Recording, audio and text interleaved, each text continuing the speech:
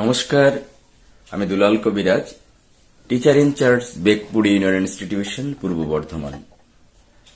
আমার ভিডিওর সাথে সাথে একটা ছবি যাচ্ছে, দেখুন। ইনি কে বলুন তো? ইনি হচ্ছেন বংশীলাল বাগ। পার্শ্ব শিক্ষক জগতে এবং আমাদের অন্যান্য শিক্ষক শিক্ষিকাদের কাছে বংশীলাল বাবু একটি সুপরিচিত নাম।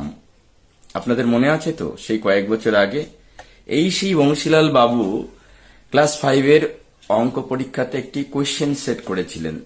কোয়েশ্চেনটা কি? সেটা একজন পার্শ্ব শিক্ষক তার 3 মাসের আয় দিয়ে 2 মাসের সংসার চালান, তাহলে 1 বছরে তাকে কত টাকা ধার করতে হয়। এই যে কোয়েশ্চেন, একটা সিম্পল কোয়েশ্চেন, এই কোয়েশ্চেনটা কিন্তু তখন খুব ভাইরাল হয়েছিল।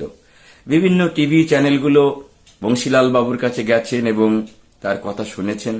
অ্যাকচুয়ালি এই কোয়েশ্চেনটার মধ্য দিয়ে পার্শ্ব শিক্ষকদের আর্থিক অনটন এবং তাদের আর্থিক অসচ্ছলতা, এটা কিন্তু তীব্রভাবে ফুটে উঠেছিল। সেজন্য অনেকেই এই কোয়েশ্চেনটা মেনে নিতে পারেননি। এমনকি বংশীলাল বাবুকে শোকজ পর্যন্ত করা হয়েছিল। যাই হোক, চেষ্টা করেছেন বংশীলাল বাবু, অনেকটা সফলও হয়েছেন আশা করছি। আমিও চেষ্টা করেছিলাম এই পার্শ্ব শিক্ষকদের জন্য কিছু বলার। প্রথম পোস্টটা আমি করেছিলাম আমাদের বিদ্যালয়ের একজন পার্শ্ব শিক্ষিকা, আমার স্নেহের বোন আজমিরা খাতুনের অনুরোধে। তারপরে অনেকগুলো পোস্ট আমি করি পার্শ্ব শিক্ষকদের হয়ে, টিচার ইনচার্জ হিসাবে স্পন্টেনিয়াসলি করেছিলাম আমাদের পূর্ববর্তী মুখ্যমন্ত্রীর কাছে। জানি না তার কতটা কাজ হয়েছে বা কতটা কাজ হয়নি, সেটা পরের প্রশ্ন। তবে আগামীকাল নতুন সরকার গঠিত হতে যাচ্ছে, ঐতিহাসিক সরকার আমাদের রাজ্যে। আমাদের রাজ্যের বিভিন্ন শ্রেণীর মানুষের বিভিন্ন দাবি দাওয়া প্রত্যাশার পারদ অনেক উপরে উঠছে, চাহিদার শেষ নেই। আমি ব্যক্তিগতভাবে এই মুহূর্তে কিছু দাবি করছি না।